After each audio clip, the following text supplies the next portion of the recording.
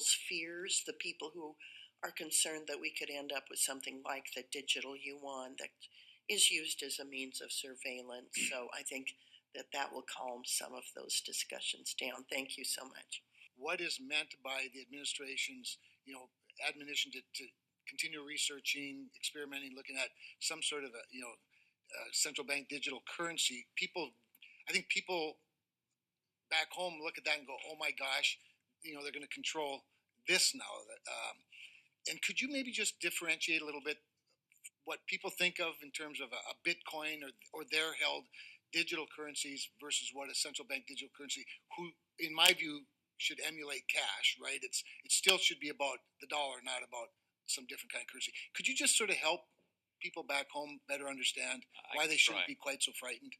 First of all, I want to say that we're nowhere near recommending or let alone adopting a central bank digital currency in any form. But the idea is that as technology has evolved, money has become digital. So, but the government doesn't issue digital money. It's digital. If you look at your bank account, people don't hold those physical dollars. They're digital. So the thought was that the government could create a digital form of money that people could then transfer among themselves.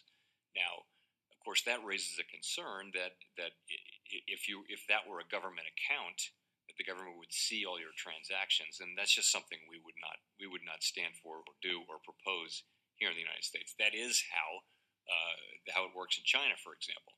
But that's not what if we were to ever to do something like this, and we're a very long way from even thinking about it, we would do this through the banking system. The last thing we would want, we the Federal Reserve would want, would be to have individual accounts for all Americans, or any Americans for that matter. Only banks have accounts at the Fed. That's the way we're going to keep it. So it's just really, it's a question of following technology as it evolves and in a way that serves the public better. People don't need to worry about a central bank digital currency. Nothing like that is remotely close to happening anytime soon. I think there are just very, very few transactions in commercial real estate right now, particularly in the troubled areas. So it's not a question of prices still falling. It's a question that you don't have the kind of price discovery. You just have to assume that the prices are very low and have come down a lot. So on commercial real estate, we have a secular change in people working from home. This is one big part of it. That means that in many cities, the downtown office district is very underpopulated. There are empty buildings in many major and minor cities. It also means that all the retail that was there to service the thousands and thousands of people who work in those buildings, they're under pressure too. And banks will have made loans to many of those buildings. Not all of them, but many. So this we've known for some years. And so what do? We have identified the banks that have high commercial real estate concentrations, particularly office and retail, and other ones that have been affected a lot. We identify them, and we are in dialogue with them around, do you have your arms around this problem? Do you have enough capital? Do you have enough liquidity? Do you have a plan? You're going to take losses here. Are you being truthful with yourself and with your owners? And so we've been working with them. And so for some time we've been doing that. And, this is a problem that we'll be working on for years more, I'm sure. There will be bank failures, but this is not the big banks. If you look at the very big banks, it's not a first order issue for any of the very large banks. It's more, smaller and medium sized banks that have these issues. We're working with them. We're getting through it. I think it's manageable is the word I would use, but it's a very active thing for us and the other regulators, and it will be for some time. Your job is clear: promote stable prices and maximum employment. Today, the cost of living is still far too expensive for most Americans. The Fed has only one tool available to fight those high prices: interest rates. That tool does nothing to address the real cause for why costs remain too high. Corporations price gouging to boost profits and make their shareholders richer. Higher interest rates don't force corporations to lower their prices, but high interest rates are raising housing costs, hindering wage growth, stifling small businesses. We all know that. Now's the time for the Fed to decide if it's going to make good on its commitments to workers and to their families by lowering interest rates, by protecting our financial system from Wall Street executives who have used their wealth and their power to influence economic policy and avoid accountability for too high for too long strangles the economy. No one wants this. It makes it harder for small businesses to expand and hire more workers, undermining job creation. Higher rates also stifle overdue investments that are creating high-quality, good-paying jobs and that are necessary for us to remain the most competitive and innovative economy. The fact that 60% of Americans today can't afford a $1,000 emergency, I can't imagine how the average millennial affords a down payment for a home. I can't imagine how they take into consideration when they're looking at a snapshot of their financial future, fixing and repairing or having a plan for obsolescence that happens for every homeowner in the country. So I think the issue is far more complicated and would love to delve into that over the next 4 minutes and 18 seconds. But my first question is a combination between the challenges of illegal immigration and crime. It seems like every single week there's another story of another city underwater attempting to feed and house millions of illegal immigrants, and American taxpayers are footing that bill. Like I mentioned in my opening statement, just recently in Denver, we saw city workers having their hours essentially zeroed out so that the city could allocate more resources for the illegal immigrants. In San Francisco, they say that the average cost between San Francisco and Oakland, because of crime, is almost $4 billion.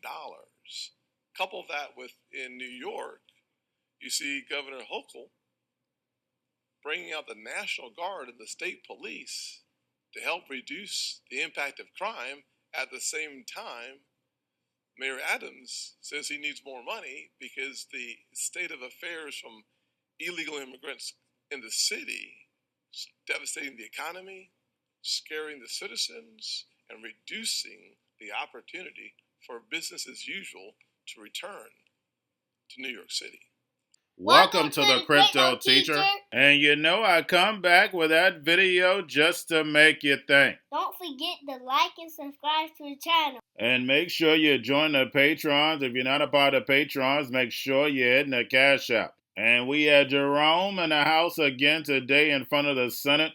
And right now, as I'm doing this video, we have State of the Union with Biden. I may do a Biden decoded speech. But we have Loomis and others trying to calm the social media down when it comes to CBDCs. Guys, it doesn't matter. If it's on blockchain, they can see whatever you're doing. The same way with a debit or credit card. They can see your transactions, but you have an out. You always can go to cash. But guys, they want to take us through a cashless society. That's the whole point of the digital economy. So whatever you want to call a CBDC or stablecoin, they're able to see everything that you're doing, but also this money is programmable. And if you're relying on the government, they can tell you what, where, and when and how to buy, and you have 3 to 6 months to spend it or poof, it's gone. Remember, we've seen the movie before. We know what the welfare system has done. And then, guys, we have commercial property. And Jerome Powell admitted some small and medium-sized banks are going to fail. And guys, we know the reason why they're going to fail, and that's because of the Fed going from 0 all the way up to 5% within a year. And then on top of it, with these commercial properties, guys, is like ghost town. I know where I'm at. It is definitely ghost town.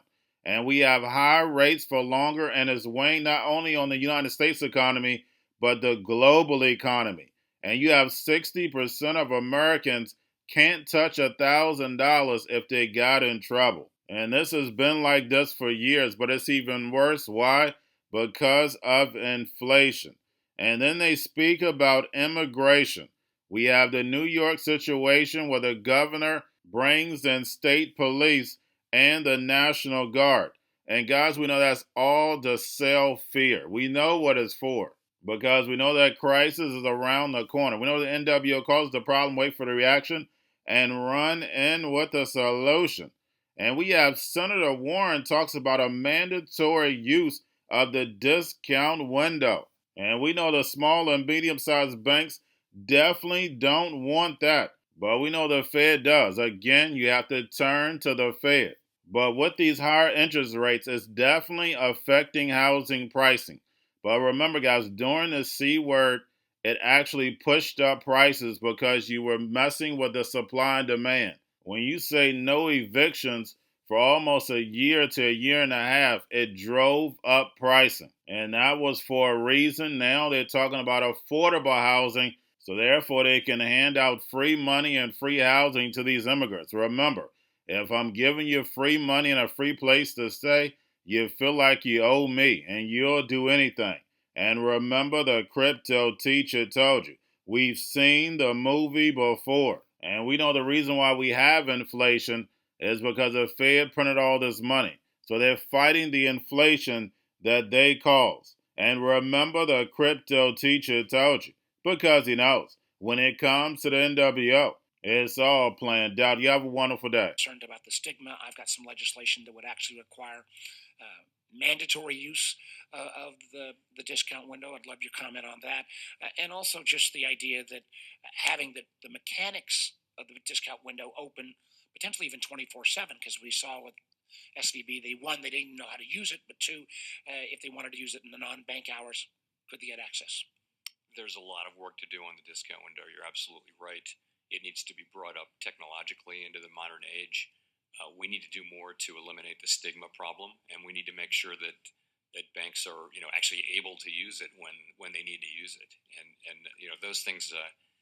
That's a broad work program that we're on right now, and it's very important. I don't know that we're affecting the supply of affordable housing. If you think of affordable housing as something that's connected to some sort of government program, that's not our bailiwick. I mean, clearly interest rates do affect the affordability of housing, though. A healthy, sustainable, solid, strong pace, and that's one thing. Second thing I'd say is the labor market is very strong and quite tight still. 3.7% unemployment for the last 24 months. That's the longest period since 50 years. And the third thing is inflation. Inflation was too high. It's come down very sharply since the beginning of last year. If you look at the 12-month number, the headline number has come down from the 5s down to 2.4, and the core number is at 2.8. I think it was at 4.9 a year ago. So these are big declines. So we're in a very different place, in a healthy place. We're going to use our tools to try to keep that strong economy, keep that strong labor market, while we continue to make progress on inflation. In principle, more supply should lead to modestly higher rates, but that's not going to affect what we do. That's not a problem for us. Our balance sheet normalization is running very much as expected. We've decreased the size of our holdings by almost $1.5 trillion. I hear you. I think it's troubling that we continue to put fiscal pressure by continuing to put, again, we're running a deficit of $1 trillion every 100 days, and the issuance is required to deal with that. We're putting a lot more pressure, I think, on the Fed, and again, making your job harder. I think we need to take that into consideration. Going to a different economy, and we're going to be learning more about that as we go, but clearly we're learning that things can be done from remote locations. We're learning that technology can replace people even more than we thought. We're not going back to the same economy. We're recovering, but to a different economy, and it'll be one that is more leveraged to technology. And I worry that is going to make it even more difficult than it was for many workers. In Silicon Valley, and my friends who work in technology know that what we did to the manufacturing workers, we are now going to do to the retail workers, the call center workers, the fast food workers, the truck drivers, and then even bookkeepers, accountants, insurance agents, lawyers, and on through the economy. So what happened to the manufacturing workers is a very clear sign. And so we'll import Chinese-based CBDC technology. So it's going to be CBDC in a box provided to you by the People's Bank of China. But every stock, every bond, every currency, every commodity, every piece of art, every private business, every piece of real estate will eventually be a token on a blockchain, an entry on a ledger, permanent and immutable. We will have truth instead of trust, and we will save over $7 trillion a year. 6 to 8% of global GDP is wasted by the friction of the trust industry that's necessary when you have dual entry accounting. With triple entry accounting, which is what a blockchain is, we get rid of all of that friction. It's a beautiful future. Like what you see in China and their social credit scoring systems, right? If we get identity wrong, it could be a tool to enslave humanity. And if we get it right, it could be a tool to liberate humanity. And as an American, I'm obviously rooting for the one that's on the side of freedom. Bitcoin is an international asset. And also, I do believe the role of crypto is, it's digitizing gold. I actually believe this technology is going to be very important. Look at it. We have been part of a huge revolution in investing through ETFs. We believe that ETFs will be changing the whole way we invest. Many people still use it as a means, people are investing it for indexing. No, the majority of people who are putting money in in ETFs are active investors that are buying exposure. The entire bond market is being transformed as we talk right now. I believe the next generation for markets, the next generation for securities will be tokenization of securities. And if we could have that distributed ledger that we know every beneficial owner, every beneficial seller, we all have our code of who's buying, who's selling, instantaneous settlement. And think about it, it changes the whole ecosystem. Chinese bank ICBC has been hit by a ransomware attack, and the U.S. Treasury market, as a result of that, has been disrupted. This, according to the Financial Times. We're getting it more right now with Bloomberg's Shonali Bassick. Shonali, what do we know? Listen, we have the Financial Times now reporting that ICBC, one of China's largest banks here, was hit with a ransomware attack. And remember, they're a very significant intermediary in the Treasury market. The SIFMA has told its members that this has been part of the reason here that the system is kind of clogged up, if you will, during that auction that we saw a little bit before. The attack had prevented ICBC, according to the Financial Times, from settling Treasury trades on behalf of other market participants. A large executive at a major bank also telling the paper that such a large party on the fixed income clearing corp creates major concerns, potentially impacting the liquidity of Treasury markets. Now, it was not just a poor auction. It was absolutely lousy, and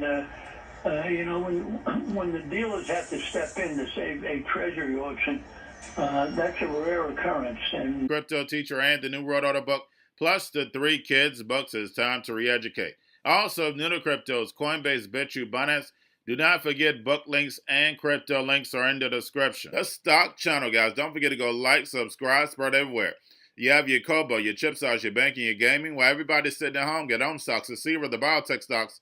And while everybody's at home wishing, they were still getting that free money. What are they doing? Drinking and smoking weed. Don't forget about those stocks, and you have a wonderful day. The most powerful person in the world is the storyteller. The storyteller sets the vision, values, and agenda of an entire generation to come. Steve Jobs. And guys, you know I truly believe in this. When you look at the New World Order, they're the storytellers. And that's the reason why I wrote my New World Order book. But guys, now it's time to change the current generation. And I wrote 3 kids books. You know I love the Trinity because I understand the power that's in it. So I have 3 books. We have an opportunity to change the generation, to educate, not just me, but I want to show you that I take action on a daily basis. And I want you to take action on a daily basis. Whether it's your job, whether it's in your community, we have an opportunity right now to educate the masses. I posted this on my Twitter account. Please share, but this is a short clip of the 3 books. There's going to be a clothing line and action figures. Please get these books for your kids, nephews, cousins, friends, so therefore we can start the re-education now. Because as we see, the 4th Industrial Revolution foundation is definitely here. Robots, algorithms, drones, taking humanity out the picture. We have to re-educate. But let's get into the video. Part 1. King Joshua and Drama Team save the village. Part 2. King Yashu and Grandma Tate save New York. From COVID Stories 3, Part 3. King Yashua and Grandma Tam goes to China. It's mandatory to get Part 1, Part 2, and Part 3 of this series. It's time to re-educate Generation Z.